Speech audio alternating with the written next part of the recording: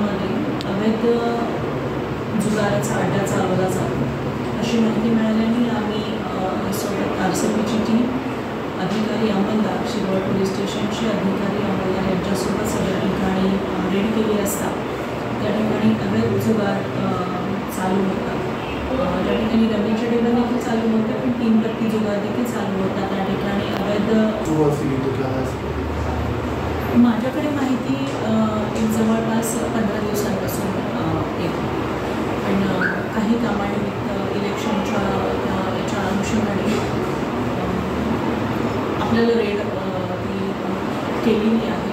वेळ जसा मिळाला तशी रेड केली आणि त्याच्यामध्ये इतक्या मोठ्या प्रमाणात त्या ठिकाणी टेबल चालू होते, मोठ्या प्रमाणात व्यक्ती त्या ठिकाणी हजर होते। साताराच नाही तर आजूबाजूच्या जिल्ह्यांमधील देखील लोक या ठिकाणी सणाचा जुगार करण्यासाठी आले होते। बऱ्याच दिवसापासून चालू असलेलं मॅडम, दुसरं एक SP साहेबांनी दक्ष प्रणाली उद्घाटन केलं होतं, परंतु नंतर कुठं त्याचा गाजवाजा होताना दिसला नाही किंवा प्रचार प्रसार झाला नाही,